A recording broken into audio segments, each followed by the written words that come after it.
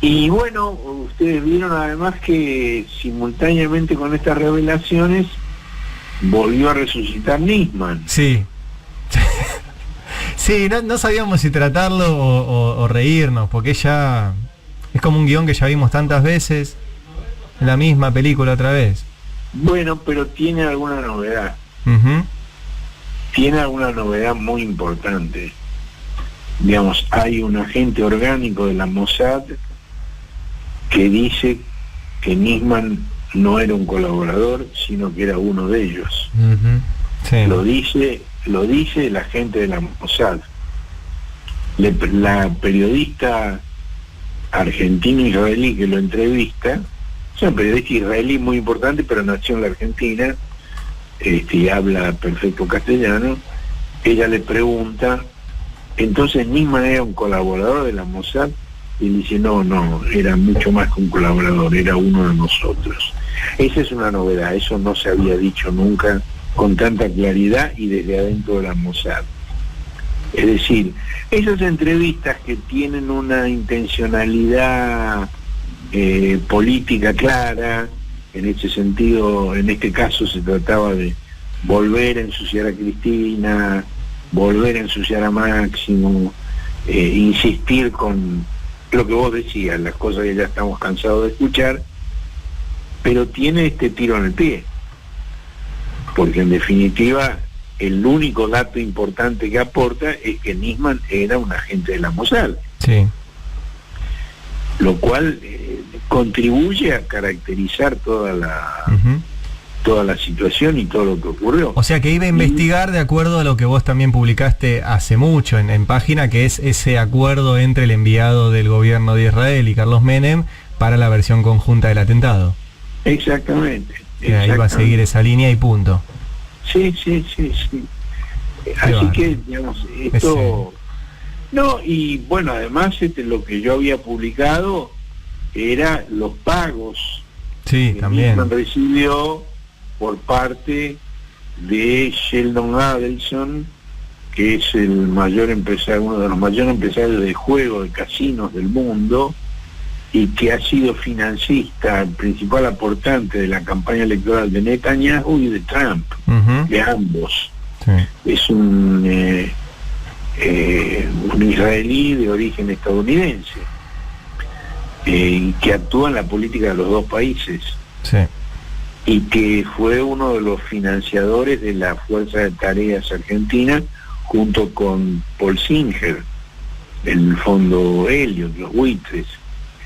Ahora, es muy interesante, digamos, que Alberto Fernández haya decidido la designación de subsecretaria de Asuntos Penitenciarios y al mismo tiempo interventora del servicio penitenciario de María Laura Garrigós de Rebos, uh-huh, que es una ex jueza jubilada hace poco tiempo, de 66 años, con una extraordinaria trayectoria judicial.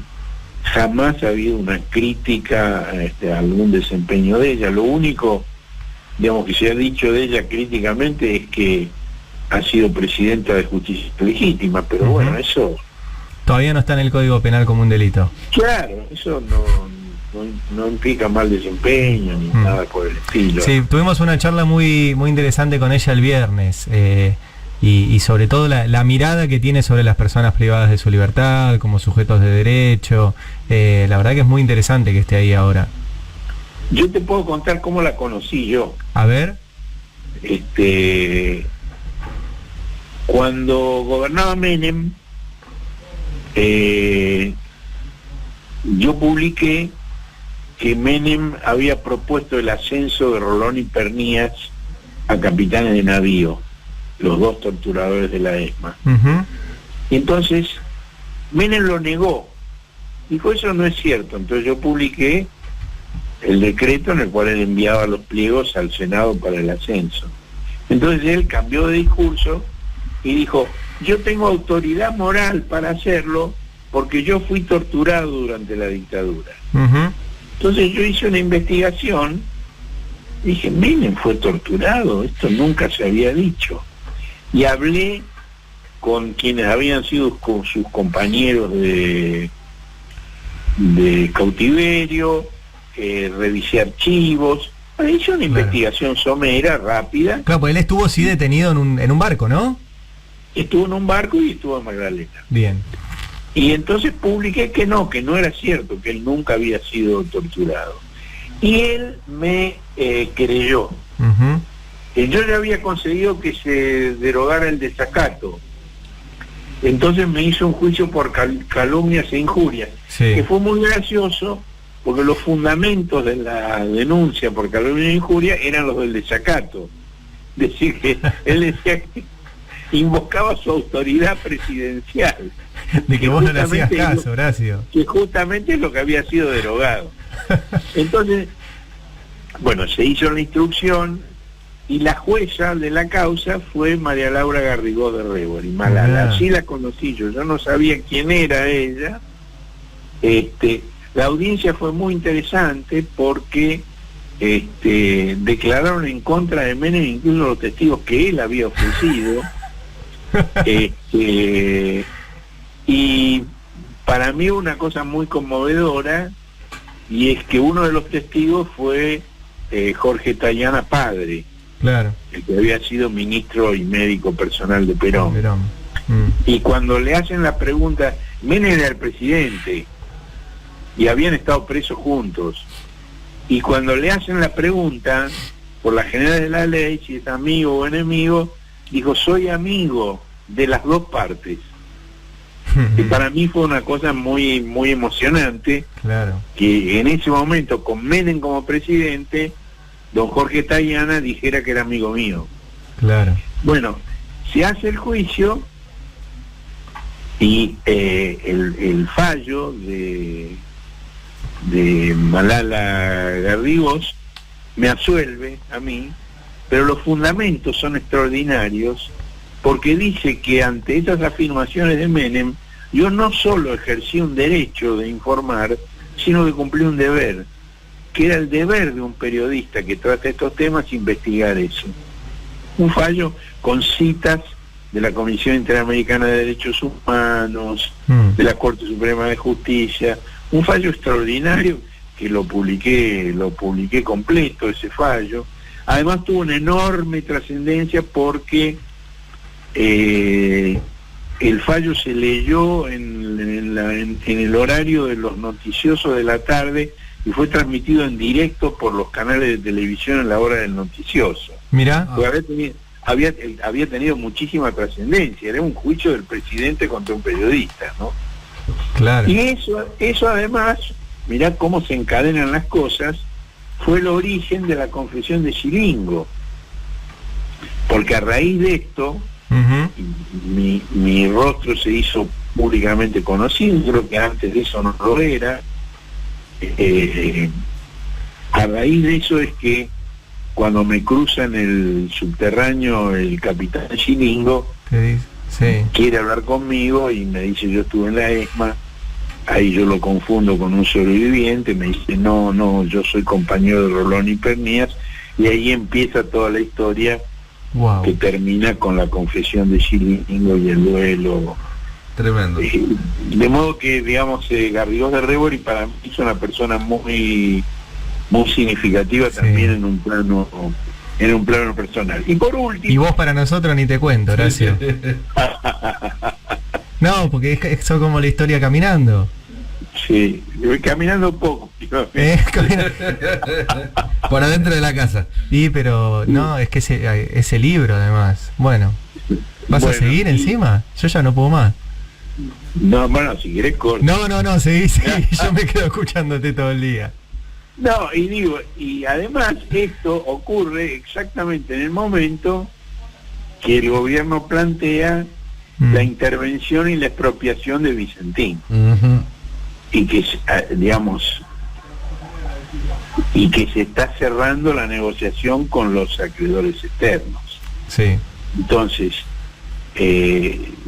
todo esto conforma un cuadro muy rico, muy complejo, muy interesante, donde de alguna manera se van definiendo los perfiles del gobierno de Alberto Fernández. Vos dijiste la vez pasada una cosa muy inteligente, a veces a todos nos pasa. Dijiste que se sorprenden porque ellos creen que Alberto es el que ellos inventaron. Y cuando Alberto hace estas cosas se dan cuenta de que no, de que Alberto es otra cosa, que no es el personaje que ellos crearon. Y entonces, bueno, oscilan entre crear ese personaje o pelear diciendo que lo controla Cristina, que es un tipo de Cristina. Sí. Son dos cosas, son falsedades, las otras. Bueno, te estamos justo perdiendo, a ver, ahí te estábamos escuchando bien. No, digo que son falsedades, porque Alberto claramente no es un tipo de Cristina. Sí. Y aunque estas cosas se discuten en común, y se adoptan las decisiones que ambos comparten. Decía, Alberto no ha hecho nada que no quiera hacer. Está clarísimo. Horacio, para redondear te dejo una cereza en el postre. Enrique Nocilia en 1997, hablando de la interna de Boca, decía: Gustavo Mascardi, que es un representante, sí. ¿no? Uy, ¿qué otra? Parece ser el dueño de todos los pases de los jugadores. Después nos vinimos a enterar de que Gustavo Arribas, amigo íntimo de Mauricio, es socio de Mascardi y número 5 en el equipo que tiene Mauricio en la quinta Los Cardenales. Ese era Enrique Nocilia en 1997.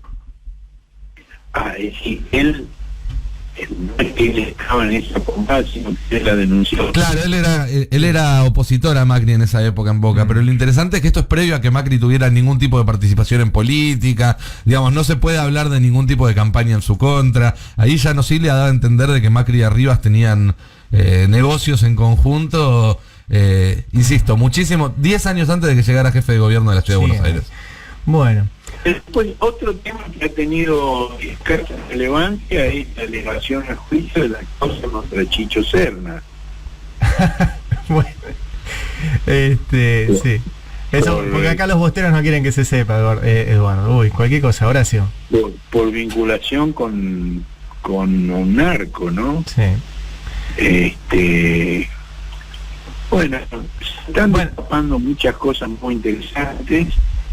Y hay que seguir atención todo este proceso. Bueno, Horacio, se nos está cortando un poquito. ¿Hablamos el miércoles, te parece? Codazo. Beso. Che, qué fuerte. Hacemos radio con Horacio Berbisky.